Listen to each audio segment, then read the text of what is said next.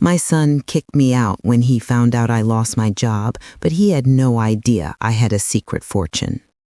I can still hear the sound of the door slamming behind me, that sharp, hollow thud that echoed through the hallway like it was announcing the end of my life. The suitcase in my hand felt heavier than it should have, not because of what was inside it, but because of what wasn't. 30 years of motherhood, 30 years of sacrifice, and not a single ounce of gratitude left behind. I stood there, trembling, staring at that door as if it might open again. It didn't. The air outside was cold, too cold for late spring. Maybe it was just me. Maybe my bones had forgotten what warmth felt like after so many years of holding everything together for everyone else. Ethan's words were still burning in my ears. "You're just dead weight now, Mom. Nicole and I can't carry you anymore. You should have saved. You should have planned. You can't live here for free." Free. I almost laughed at that. If only he knew what his free cost me. Every night shift, every skipped meal, every blister on my hands, everything I ever did was for him, and yet in his eyes, I was just another bill that had outlived its due date. I walked until my legs ached. There was nowhere to go, really. I'd given up my own place years ago when he begged me to move in after his heart surgery, said he needed help, said he couldn't manage the bills, said he wanted his mom close. I believed him. Of course I did. Because when you've raised a child through sickness and fear, when you've spent nights praying for one more heartbeat in its fragile chest, you don't question love. You give it. But love, I've learned, doesn't always come back. I found a small park bench under a dying street light, the kind of place people pass by without looking twice. That's where I sat, clutching that old leather suitcase like it held the pieces of my heart. My phone buzzed once. Ethan's number. I thought, maybe he'd changed his mind. Maybe he realized what he'd done. But no. It was a text. Just one line. "Please don't come back. Nicole's mom says it's for the best." Nicole's mom. Susan. The woman who never missed a chance to remind me that I wasn't exactly upper class. She'd smirk at the way I dressed, wrinkle her nose at my cooking, and whisper things to Nicole about how some people just never learn refinement. I used to ignore it. I told myself she was just protective of her daughter, but now, sitting under that flickering light, I realized she'd been planting those seeds in Ethan's head for years, and they finally took root. It's strange, isn't it? How quickly people rewrite your story when they think you're broke. Just yesterday, I was the most selfless mother, the woman who never gives up. Today, I was just an inconvenience. But here's the thing. They didn't know everything. Not about me. Not about what I'd been through. Not about what I had. Because 5 years ago, the woman I used to work for, Mrs. Whitmore, passed away. She had no children, no family, no one who ever cared about her. I was her live-in housekeeper, caretaker, nurse, and sometimes the only voice she heard for days. We built something strange and beautiful between us, something that went beyond duty. She trusted me with her last days, and when she died, she left me everything. $8 million. But I didn't tell a soul. Not Ethan, not anyone. Because I wanted to see something. I wanted to know if love could survive without money, if my son could still see me as his mother, not his bank account. Now I had my answer. You know that feeling when you've cried so much that the tears just stop? That was me that night. Empty, but not broken. Not yet. because somewhere deep down beneath the ache and humiliation, something else started to stir. Something quiet, but dangerous. Resolve. What would you have done in my shoes? Walked away and never looked back? Or made them understand what they threw away? I spent that first night in a cheap motel on the edge of town, peeling wallpaper, buzzing lights, a bathroom that smelled of bleach and regret. I didn't sleep. I just laid there, staring at the ceiling, replaying every moment that led me here. Ethan's first steps, his fevers, the nights I sat by his hospital bed praying to God to let him live, even if it meant I'd never have another day for myself. The way he used to look at me when he was small, like he was his whole world. When did that change? Was it when he met Nicole? Or when I stopped giving and started asking for a little in return? By morning, the tears had dried, but the fire hadn't. I checked out, took a cab to the bank, and opened my second account. The one under Mrs. Whitmore's name, the one nobody knew about. I transferred just enough to live comfortably, then drove to a quiet lakeside town 2 hours away. But I didn't go there to hide. I went there to think. Revenge at first wasn't the word in my mind. It was survival. Healing. But as the days passed and I watched their happy pictures on social media, Ethan and Nicole posing in the house I helped pay for, Susan commenting hearts under every post, something inside me hardened. They had rewritten me as the villain in their story. I was the bitter old woman who couldn't move on, the ungrateful mother who couldn't handle her son's success. Fine. Let them write. Because soon, I'd write the ending. And it wouldn't be the one they expected. The first morning in that lakeside town felt unreal. The air smelled like pine and rain. For the first time in years, there were no demands, no chores waiting, no voices reminding me I wasn't enough. Just silence. I poured myself a cup of coffee, opened the curtains, and stared at the still water beyond the balcony. It was beautiful, but lonely. I'd spent my whole life giving, and now that I had nothing to give, no one wanted me.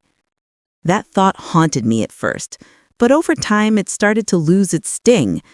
Because what if that wasn't a tragedy? What if it was freedom? I spent the first few weeks doing nothing but walking, thinking, letting myself exist without serving someone else's needs. The town was small. People smiled when they passed you, asked your name, remembered it the next day. I told them mine was Margaret, that I was recently retired. I didn't mention the rest. Not the son, not the betrayal, not the fortune. That part of me was gone, or at least buried. But some nights, when the wind howled against the windows, I'd think of Ethan. I'd think of the boy who used to clutch my hand crossing the street. And I'd wonder, how does a heart grow so cold toward the one that kept it beating? 3 months passed. I started painting again. It was something I used to love before life got too heavy. My hands were stiff, but the colors came alive on canvas. For the first time in decades, I felt proud of something that was mine, not something I did for someone else. Just mine. Then one day, I walked into a local real estate office. The young woman behind the desk, Chloe, smiled and asked if I was looking to rent or buy. I said, buy. She raised her eyebrows politely, probably assuming I was one of those lonely pensioners looking for a shack. But when I asked to see their most expensive listings, her tone changed instantly. Money, I've learned, shifts people faster than lightning. I bought a house that day. Not just any house, a lakefront villa with glass walls and a dock that stretched into the water like a promise. Cash. No mortgage, no loans. The realtor almost cried signing the papers. When I stood in that empty living room later, sunlight spilling through the windows, I realized something. I wasn't rebuilding. I was reclaiming. Every inch of that place felt like a piece of the dignity they tried to take from me. Of course, I didn't stay hidden long. News travels fast in small towns, and even faster through the claws of social media. One morning, I opened my phone and saw Ethan's face on a live stream. My stomach dropped. He was crying. Real tears, or at least the kind that look real on camera.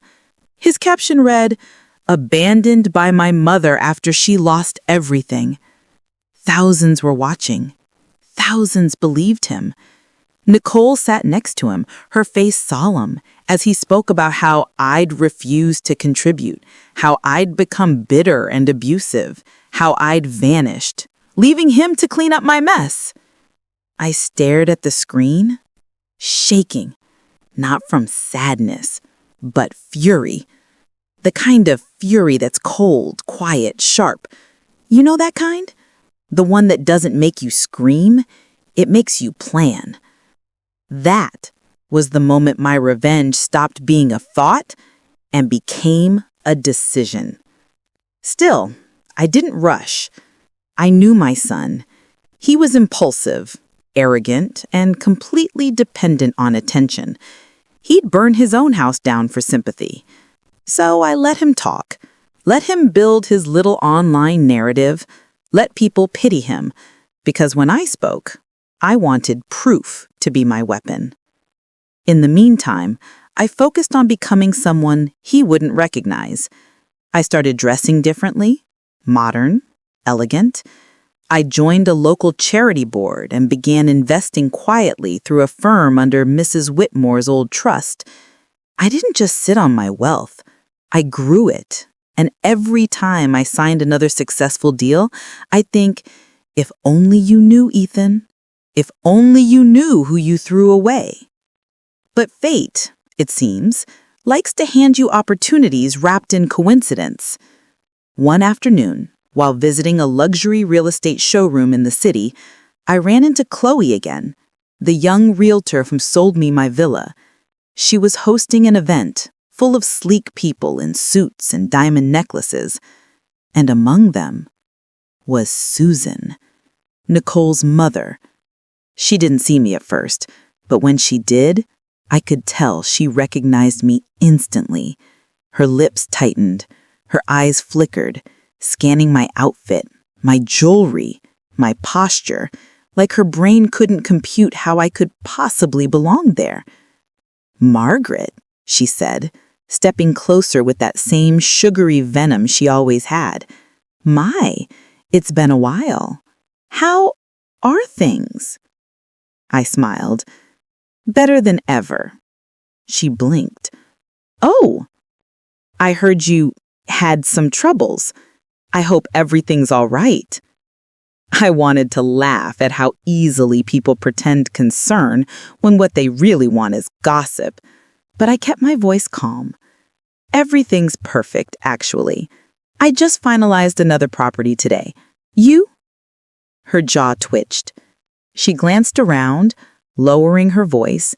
"Well, we're doing quite well, you know. Ethan's business is expanding and Nicole's thriving. Of course, it's been hard for them after what you did." "Yes," she said softly. "Leaving them like that. Poor Ethan. He's been working himself to death. Such a shame after all he did for you." That was it. That little twist of reality, the gall of it, the woman who poisoned my son against me, now painting him as the victim. I leaned in closer, smiled so sweetly she almost missed the venom in my tone. "Tell me, Susan, do you always believe the stories you tell yourself, or do you just enjoy them?" Her face went pale. And right then, Chloe walked over, clipboard in hand. "Mrs. Whitmore McAllister, your offer on the waterfront complex was approved. Congratulations! You're now our top private investor this quarter." You could have heard a pin drop. Susan's mouth opened, then closed. She stammered something about needing to find Nicole and hurried off like the floor was burning beneath her. I stood there, calm, composed, sipping my champagne while whispers rippled through the room. For the first time in my life, I wasn't the woman who served others. I was the woman they had to serve. And that night when I went home, I didn't feel guilt. I felt justice. But that was only the beginning. Because what Ethan did next, trying to destroy me publicly, would turn this quiet revenge into a war. And trust me, I was ready for it.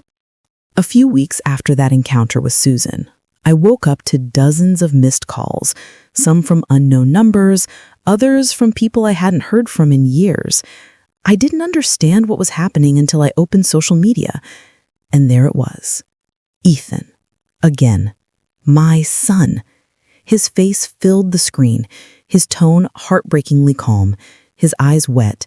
He looked into the camera like a man who had been shattered by his own mother. The title of the live stream read, "My mother abandoned me after using me for years." I pressed play. My heart pounded so hard I could barely breathe. He spoke slowly, his voice trembling, like a performer rehearsed in pain. "You know, people always say moms are supposed to be selfless. Mine used to be, until she wasn't. When her employer died, she changed. Money made her greedy, cold. She stopped caring about family, about me." Then he looked away for a moment, pretending to hold back tears. "She left us with nothing. She even tried to take the house. Nicole and I begged her to stay, but she said we were leeching off her. My own mother said that. She told me she wished she'd never raised me." My blood ran cold. I could feel the lies twisting through my chest like knives. Thousands of comments flooded the stream. "Poor guy. His mom sounds heartless. She abandoned her son for money? Disgusting." Ethan wiped his eyes dramatically. "I don't want her money. I just want closure. I just wish she'd admit she ruined everything." And then Nicole appeared on camera. Always the actress, always the perfectionist. "It's been hard," she said softly, resting her hand on his arm. "We tried to reach out, but she blocked us. She's living in some expensive house pretending she's innocent. We just want peace." And then came the final dagger. Susan, sitting in the background like the puppet master she was, shaking her head, saying, "That woman destroyed my daughter's family. God will deal with her." I felt my throat tighten. My pulse hammered in my temples. They weren't just lying, they were rewriting my life. Do you know that moment when your pain stops being pain and turns into fuel? When betrayal becomes your clearest mirror? That was me, sitting there, watching my son's face, as he burned down everything I ever was. That night, I didn't cry. I didn't shout. I just opened my laptop. You see, while Ethan inherited nothing from Mrs. Whitmore McAllister, I inherited more than money. I inherited her precision, her attention to detail, her way of documenting everything. I had every bank transfer, every hospital bill I paid for him, every college tuition receipt, every note from his doctors when I stayed up night after night, keeping him alive. I had photos, proof of his childhood, of me in every corner of his life. And more importantly, I had screenshots, years of texts, begging for money, promising to pay back, calling me the only person who ever cared. I started collecting them like chess pieces, one by one. I reached out to a lawyer, a quiet man named Daniel, who had handled Mrs. Whitmore's estate. I told him I didn't want to fight, just protection. He smiled faintly. If it's protection you want, Miss Whitmore McAllister, we'll give you something better. We'll give you truth, loudly. 2 days later, my phone buzzed again. Ethan was live, celebrating the massive support his story was getting. He'd even started a fundraiser called Help Ethan Heal. I stared at the screen and I swear my hand didn't even shake when I clicked Go Live on my own account. The camera opened. My reflection stared back. Older, tired, but calm.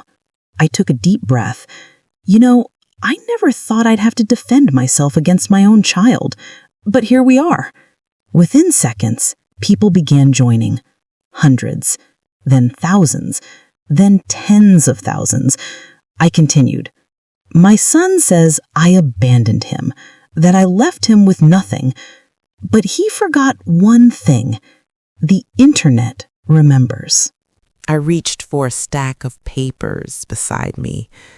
These, I said, holding them up, are every expense I ever paid for him.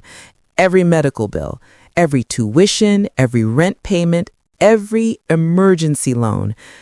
30 years worth. All from my pocket. All because I loved him. The chat exploded. Wait, what? Receipts? Show them. I flipped through the documents one by one, calmly. Then came the photos. Ethan in his hospital bed as a child, me holding his tiny hand. This, I said softly, was the boy I raised, the boy I saved from dying more times than I can count. Then I leaned closer to the camera. And for the record, Ethan isn't my biological son. He was left in a dumpster as a baby. I found him when no one else cared to. And I gave him everything. My marriage, my health, my life. The silence in the chat was instant. Thousands of messages slowed. The tide shifted. You could almost feel the audience recalibrating. I continued, steady, deliberate. He says I wanted money, but here's the truth. 5 years ago, my employer left me $8 million. I never told him because I wanted to see if love could survive without wealth. Now I have my answer. The chat exploded again. Some people apologized. Others called Ethan out. Some demanded he go live again to respond. I ended with this. Ethan, if you're watching this, I forgive you, but I will never be your victim again. Then I ended the stream. For a full day, the internet was a wildfire. His fundraiser got reported. His live stream was flagged for misinformation. His followers turned on him faster than I thought possible. By the third day, his account was suspended for deceptive fundraising practices. Ethan called me that night. Dozens of missed calls before I finally picked up. His voice was hoarse, desperate. Mom, please, I didn't mean for it to go that far. They're attacking me now. Nicole's freaking out. Please, can we talk? I let the silence stretch. He waited, breathing hard on the other end. Then I said, Talk. You went public first, Ethan. Now live with it publicly. And I hung up. I wish I could tell you that it didn't hurt, that revenge made it all better. But the truth, revenge doesn't erase the ache. It just puts it where it belongs, outside of you. The following week, my lawyer sent a cease and desist letter to every outlet that shared his lies. We filed a defamation suit. And within a month, the court ruled in my favor. Ethan had to issue a public apology. His social accounts were banned. He lost sponsorships, friends, and whatever sliver of reputation he had left. I didn't gloat. I didn't even smile when I saw his apology video. He looked small, lost, like a man staring at the wreckage he built with his own hands. "Be honest," I asked the screen quietly. "Would you have waited this long for payback?" And though no one could hear me, I knew the answer. No, most people break. But I didn't. Because for me, this wasn't just revenge. It was reclamation. Still, as I sat there watching my son's downfall unfold, part of me wondered if maybe, just maybe, he'd finally understand what real loss felt like. The kind that isn't measured in money, but in love thrown away. After the court ruling, my world went quiet again. But it wasn't the hollow silence of that park bench months ago. This was a different kind of silence. Clean, steady, earned. The kind of silence that follows when a storm has finally spent itself. The first thing I did was reclaim what was rightfully mine. The house Ethan and Nicole lived in, legally, it had always been under my name. I'd paid the down payment, signed the papers, and covered the mortgage until it was fully cleared. Ethan had begged me to put his name on the deed for security, but I'd refused. A rare act of self-preservation I didn't even realize would one day save me. My lawyer sent them notice to vacate within 30 days. They ignored it. Then came the formal eviction order. When the sheriff's department arrived, I didn't go myself. I didn't need to. But Daniel did, on my behalf. Later, he sent me a single photo. The house emptied, curtains pulled back, and light flooding in. "It's done," he said simply. I didn't feel joy, just peace.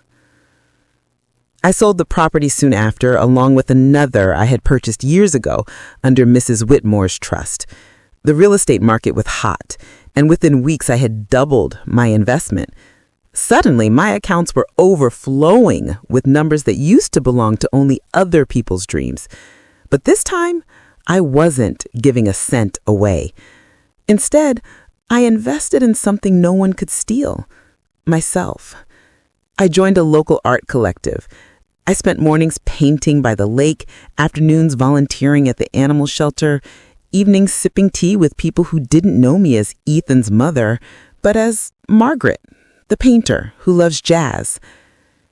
And yet, even in my peace, the ghosts of my past visited sometimes.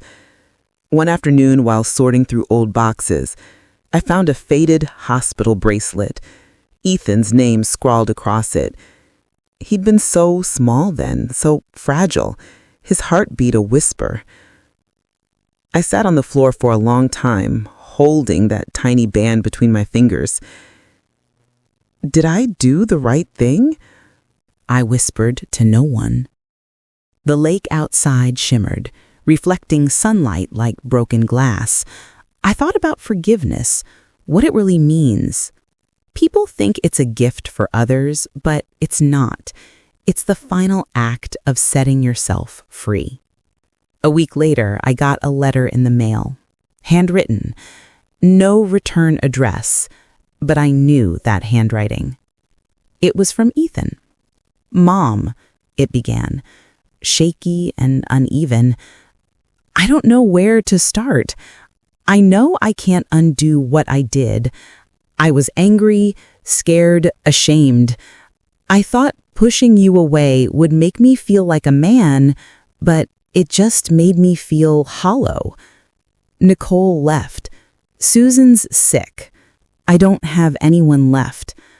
I know I don't deserve it, but I need to see you. Please." I folded the letter once, twice, and set it down beside my teacup. My chest felt heavy, but not broken. For so many years, his pain had been mine to carry. Not anymore. That night, I didn't sleep much. I walked down to the dock, the wooden planks creaking under my feet. The lake was dark and still, the stars scattered like salt above it. I thought about all the versions of myself that had existed. The young wife who believed love could fix everything, the single mother who carried a dying child through endless nights, the woman who scrubbed floors so her son could wear clean shoes. And then I thought about the woman standing there now. Quiet, strong, alive. The next morning, I wrote back, "Ethan, I'm glad you're alive. I truly am. But some wounds don't close just because we want them to. I don't hate you. I don't even wish you harm. But I can't let you back into my life. Not because I'm angry, because I finally found peace. And I can't risk losing it again. Mom, I mailed it. No return address. Just enough to end the story properly." A month passed. No reply came. And that was okay. Life moved forward. Slowly, beautifully. One morning, I was painting near the water when Chloe, the young realtor, stopped by with coffee. She'd become something like a daughter to me over the months. "You're trending again," she laughed, showing me her phone. Apparently, a small news outlet had written about my story of resilience and grace. They called me the mother who fought back. Thousands of women in the comments were sharing their own experiences. Children who used them, families that took them for granted, people who forgot that mothers are human too. I didn't comment, didn't reply. I just smiled. Because if my story could remind even one woman that her worth isn't defined by the people who exploit her, then maybe all of it, every heartbreak, every sacrifice, meant something. You know, people always say revenge is about hurting someone back, but that's not true.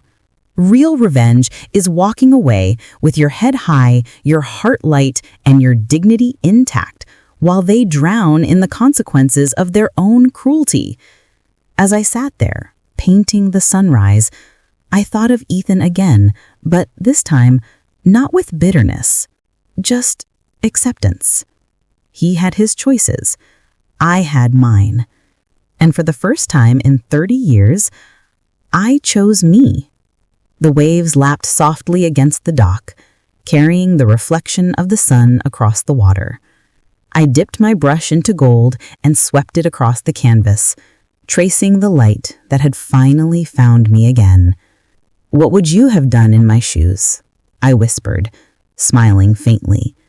Because I did, and I'd do it all again. Months slipped by like pages in a book I'd already read too many times. The pain had faded, not vanished. It lived quietly now, tucked into the folds of memory like an old photograph I no longer needed to look at every day. I kept painting. The lake became my muse, never the same twice. Sometimes it was calm, glassy, almost forgiving. Other days, it churned dark and violent, reminding me of everything I'd survived. One morning, I got a message from Daniel. He was moving to another state to open his own law firm. "You inspired me, Mrs. Whittemore. You reminded me that justice isn't just about punishment, it's about balance." I smiled at that. Balance. That's exactly what I'd found. Every now and then, I'd see familiar faces from the past. The same neighbors who once pitied me when Ethan threw me out now waved respectfully when they passed. Some stopped to chat, pretending they hadn't turned their backs then. I didn't hold it against them.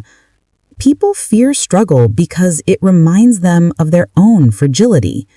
One day, while sorting through papers in my study, I found the old envelope from the bank, the one that proved the secret fortune had been real all along. I almost laughed. All that money, sitting there while I'd been treated like a burden. But here's the thing about wealth. It doesn't buy love, loyalty, or conscience. It only reveals who people really are when they think they have something to gain.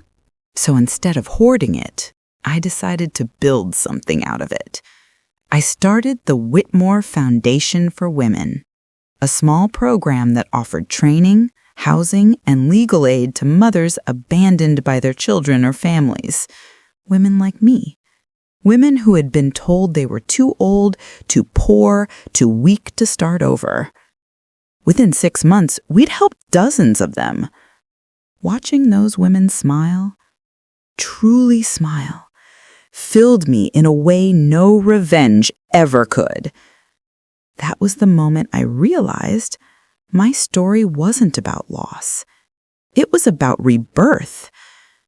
One evening, as the sun dipped low, I sat on the dock again, barefoot, my toes brushing the water. I could feel the breeze, soft and forgiving. For the first time in forever, I wasn't haunted by what if. I was content with what is. Maybe Ethan was still out there, trying to piece his life back together.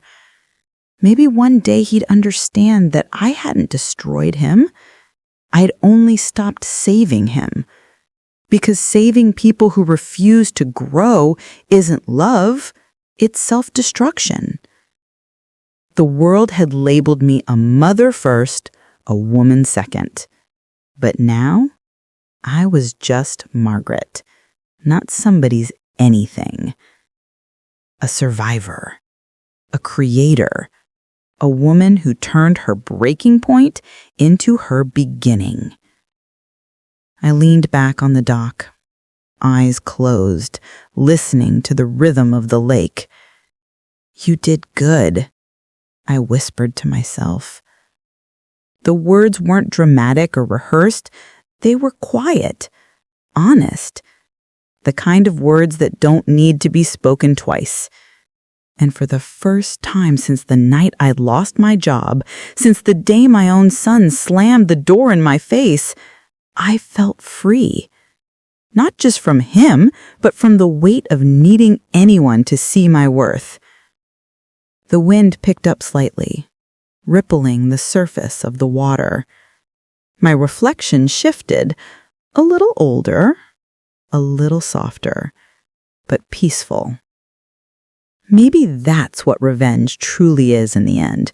Not rage, not ruin, but reclamation. Taking back every part of yourself that someone tried to take away and saying, no more. I packed up my brushes, took one last look at the golden sky, and walked back toward my house, my home, the sound of the lake echoing behind me like applause. And that's where my story ends. Not with vengeance, with victory, with peace, with me.